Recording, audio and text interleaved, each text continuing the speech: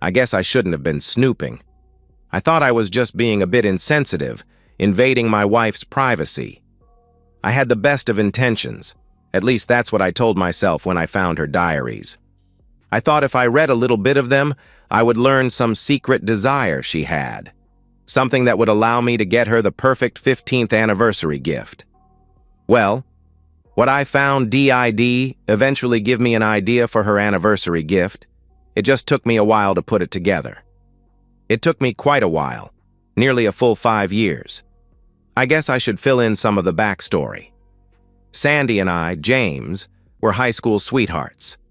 We were deeply in love and discovered the physical side of our relationship at an early age. Unfortunately, we were a little slow in learning about contraception, and Sandy got pregnant in the spring of our senior year. Our parents were not happy with us and took us out of town to be married in a very quiet civil service attended by the 4 parents and the 2 of us. Even though we were both 18, if the school had found out, we both would have been expelled, so we hid the pregnancy until graduation. Not the most fantastic beginning for a marriage, but we were excited about the baby. Make that babies, yes, with an S, twins, 1 of each. Luckily, Sandy's father was able to get me a job on his construction crew, so I was able to modestly provide for my new wife and children. In time, I became a crew leader, which gave us enough money to afford a nice house in a working-class neighborhood.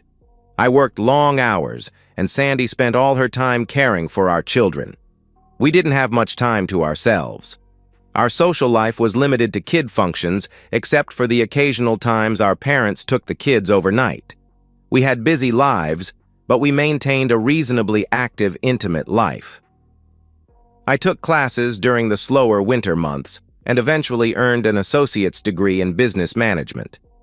When the kids entered middle school, I was promoted to a regional manager position. Things got much easier for us financially, and my hours became a little more regular. The only drawback was I had to travel to the home office for some manager meetings. That usually meant I was gone 3 to 4 days every other month. With the kids being older, Sandy decided to get her realtor's license and was hired by Henderson Realty, who listed several of the spec houses we built. They were a large firm, and Sandy did showings for them. She didn't make a lot of money, but she enjoyed the work, even though it meant she often worked odd hours. The summer before the twins were to start their freshman year of high school, Sandy and I were approaching our 15th wedding anniversary. I had been saving money to do something special for her, but just couldn't think of anything special to get her. One Saturday afternoon, the kids were gone, and Sandy had a showing, so I was home alone. I was getting desperate to come up with something special, so I thought I'd look through her closet and jewelry items in the hope of finding inspiration of some sort. I looked at her outfits and just didn't have a clue what she might need or want. Then I decided to check out her jewelry box. What she had was pretty modest, and I thought maybe a nice diamond tennis bracelet would do the trick. As I was putting her jewelry box back into the drawer, it kinda stuck, and I realized there was something in the back of the drawer preventing the box from going back in completely. I dug around and pulled out 3 small books. Each book was nicely bound and had a small flap and lock to secure them. I stared at the books, and it dawned on me that they must be her diaries. I never knew she kept a diary. I had never seen her writing in it, and she had never spoken of them. That should have told me they were very personal, and I shouldn't mess with them. But curiosity had always been one of my weaknesses. And besides, maybe it will give me a great idea for her gift. Yeah, that's the rationalization I used when I cracked open her private diaries and began reading. It appeared she had started them when the kids were about 2, and much of the first 2 books were just recaps of important childhood events, and not much else. The 3rd book was much more recent and talked of her struggles to pass her realtor exam and land a job with Henderson. It went on to talk about how nervous she'd been when she did her first showing, and how grateful she was to have Brad Henderson, the owner's son, help her write her first contract and consummate her first sale. Apparently, she worked a lot with Brad because the next several pages of entries were filled with her activities with him. One particular entry caused me to pause. Sandy had written a detailed description of young Mr. Henderson. From her writings, I learned he was 24, so nearly 10 years younger than me, tall and very well built, with delicious deep blue eyes and a smile that could make a girl weak in the knees. What the heck? I quickly read farther into the book, and my world began to crumble. Checking the dates of her entries, I figured out it took Brad about 6 months to get her into bed, and they were intimate several times over the following year. No doubt their affair would have continued, but Brad's grandfather, who owned several vacation resorts on the West Coast, convinced Brad to move out west and become his understudy. Sandy's entries over the last year often lamented the loss of her delicious guilty pleasure. Well, that revelation certainly ended any plans for making our 15th anniversary special. She got a cheap bouquet of flowers, period, no card, no dinner, and no affection. Reading her diary clearly showed she had been quite smitten with Brad and felt no compunction about cheating on me. I had no doubt she would still be gleefully seeing the jerk if he hadn't left town. Her cavalier attitude about cheating had me wondering if she was currently looking for someone to replace Brad. I focused on being supportive of my kids and let my feelings for the only girl I'd ever love slowly die. My plan was to stay married to the cheating woman until the kids left for college. We live in a no-fault state, so there was little I could do to protect myself from the courts.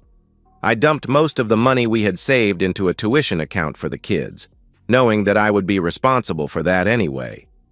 I also began to slowly collect cash and rare coins and keep them in a safe in a rented, fireproof, climate-controlled storage unit under my brother's name. Periodically, I would check her diaries to see if she had found a new paramour, but there was never any mention of any new, delicious, guilty pleasures. She did describe, in great detail, her desires for a few young men she had encountered, but it appeared she never acted on any of those feelings. Most of her entries were just recaps of her work life and the kids' adventures. As the kids prepared to graduate, she wrote of her hopes to travel with me and finally get to enjoy life with her wonderful, thoughtful, loving husband. She actually wrote those words. I almost became ill. During those 5 years of waiting, I wasn't just saving money and going through the motions.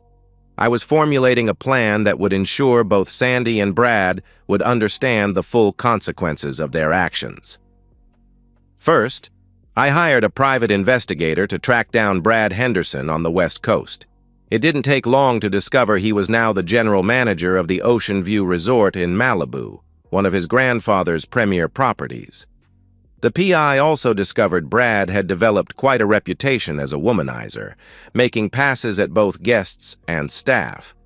He'd narrowly avoided a couple of sexual harassment lawsuits thanks to his grandfather's influence and money. I needed more than just information, though. I needed leverage.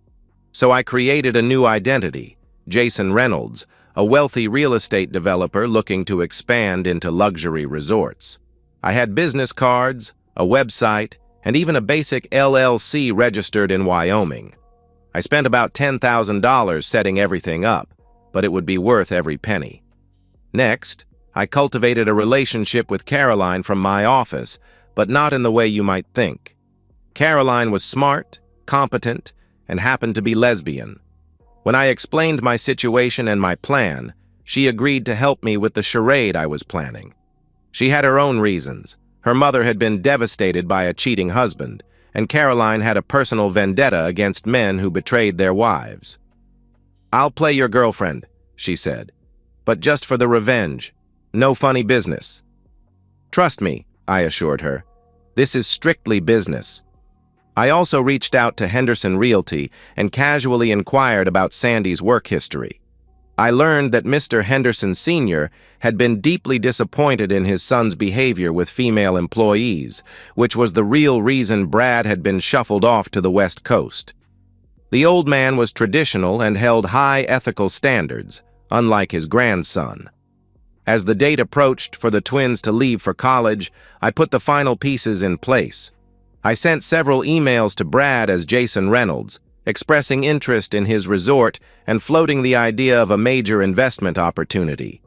He took the bait immediately, suggesting I come for a personal tour and consultation. The day came to drop off the kids at school and return home as official empty nesters. It had been a tough few years, pretending to care about Sandy. I had shed a lot of tears early on, but gradually hardened my heart. Although our intimate life had slowed to a crawl, Sandy was always receptive and sometimes initiated things. Too bad.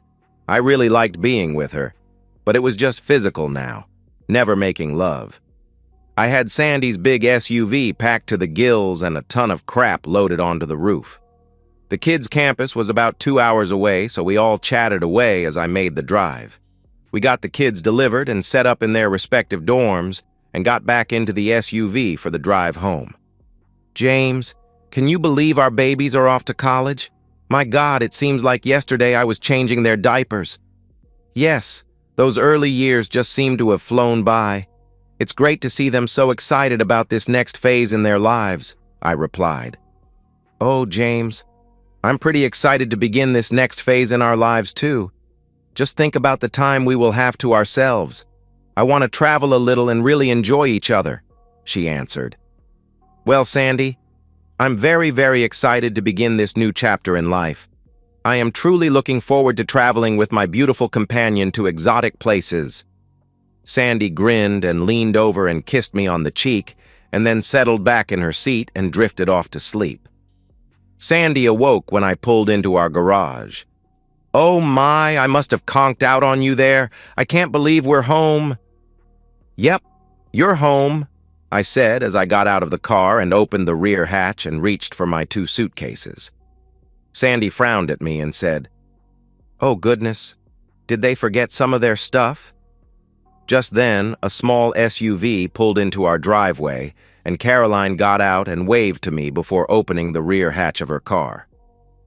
Nope, these are my bags, I said as I hefted the bags and carried them to the other vehicle. I stored the bags and kissed Caroline briefly as Sandy stood gaping at us.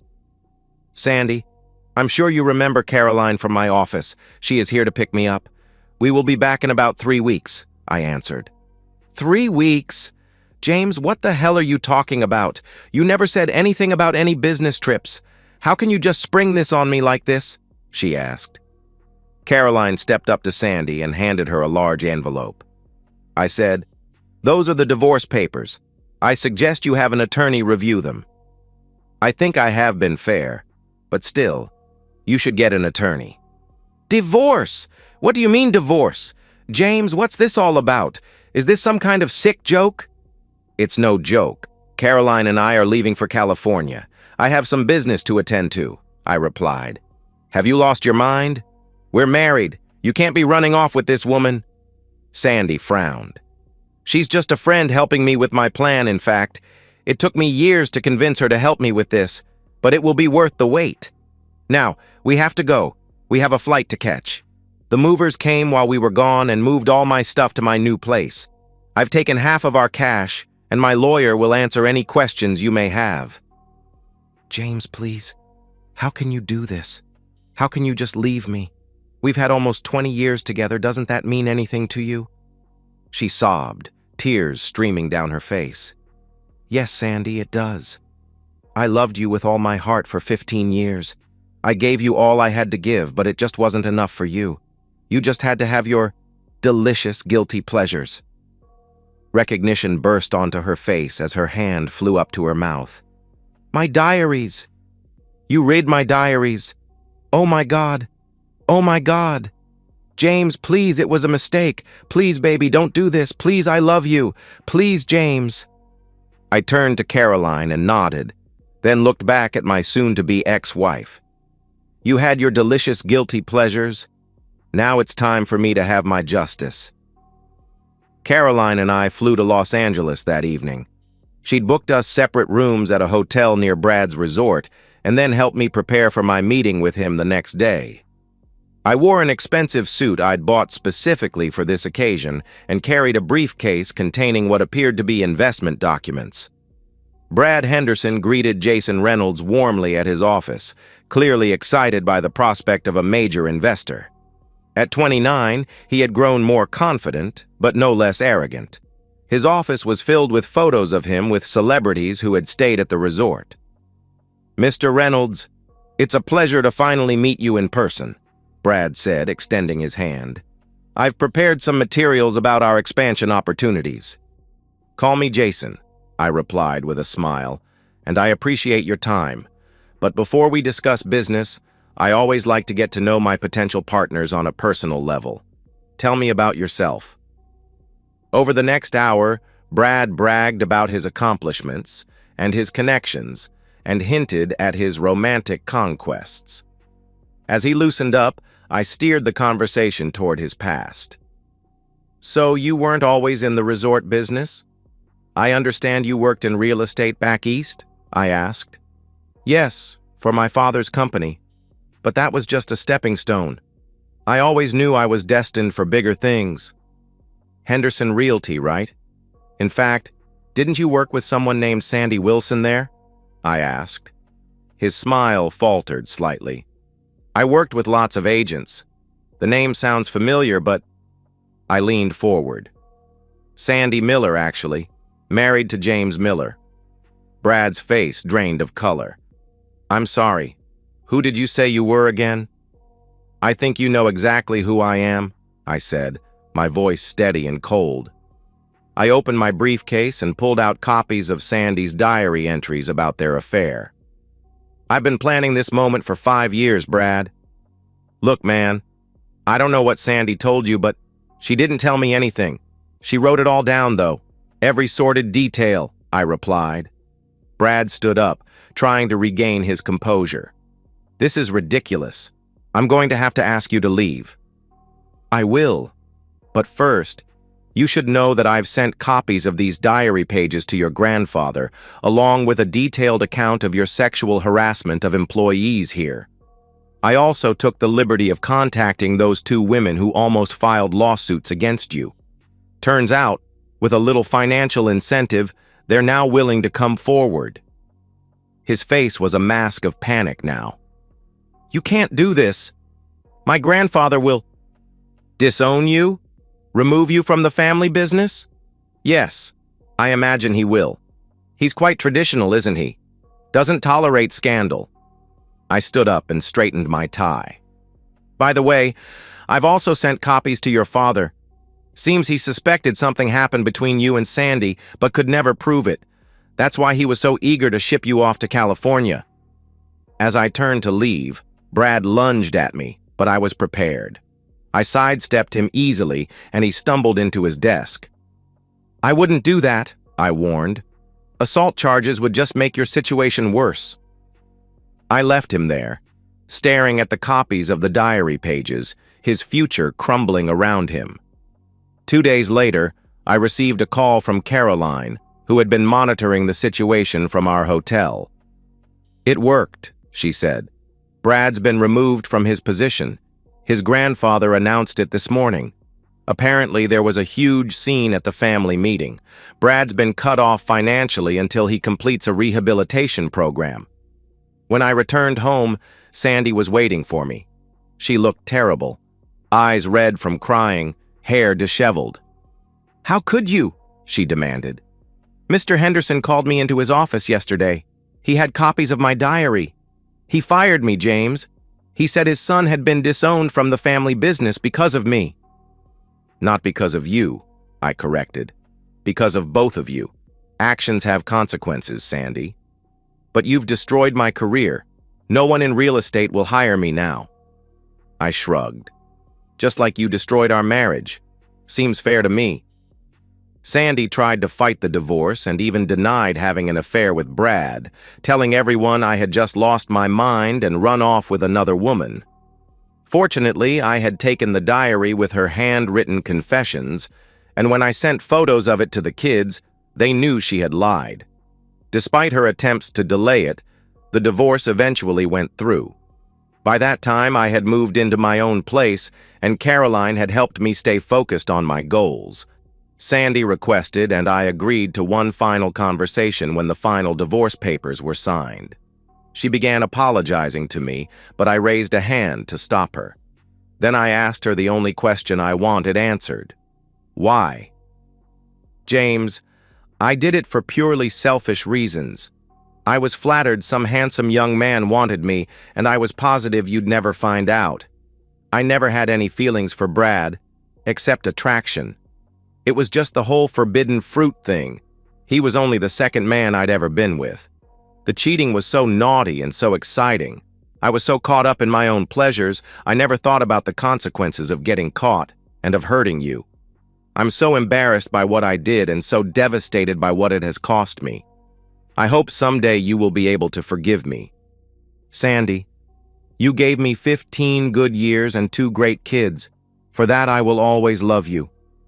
The last few years of our marriage were the worst of my entire life, and for that I will always resent you. Given time, I assume I will eventually work out that conflict and maybe be able to forgive you. But don't hold your breath. I stood and walked out of the conference room. I could hear Sandy sobbing as I left. I later learned that Sandy had to sell our house and move into a small apartment. She eventually found work as an office administrator at half her previous salary. As for Brad, his grandfather forced him to work at one of their smallest properties in a remote location, starting at the bottom, cleaning rooms and doing maintenance. According to my sources, he was forbidden from having any management role for at least 5 years.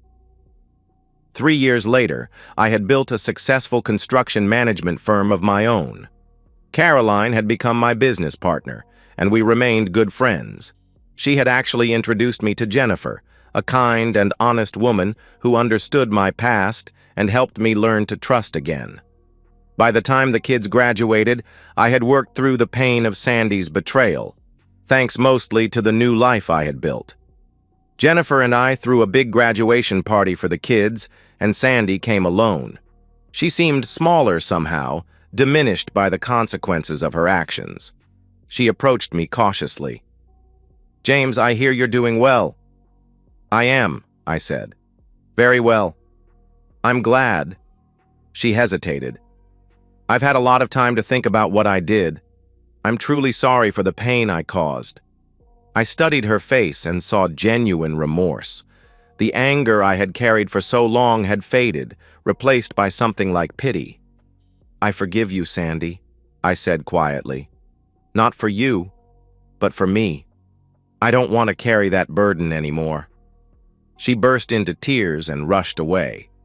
Jennifer, who had witnessed the exchange, came to my side. "That was kind of you," she said, slipping her arm around my waist. I shrugged. "It's time to move forward. Besides, my life is good now, better than I ever imagined it could be." Jennifer smiled. "So no more thoughts about delicious justice?" I laughed and pulled her close. "The only delicious thoughts I have now are about our future together." Life had come full circle. The pain of betrayal had led me to a place of greater happiness and fulfillment than I had known before. Sometimes the best revenge isn't about making others suffer. It's about finding your own path to joy despite what they've done. But I have to admit, watching Brad and Sandy face the consequences of their choices did make that journey a little sweeter. And so, we've reached the end of today's story. Was it what you expected, or did it take a twist you didn't see coming? I'm curious to hear your thoughts. Share them in the comments below, and let's get a conversation going. If this story kept you hooked, make sure to hit that like button. And if you're new here or just haven't subscribed yet, now's the perfect time to join our community. I bring you fresh, captivating stories every day, so click that subscribe button and turn on notifications so you never miss out. Thanks for watching, and I'll see you in the next one.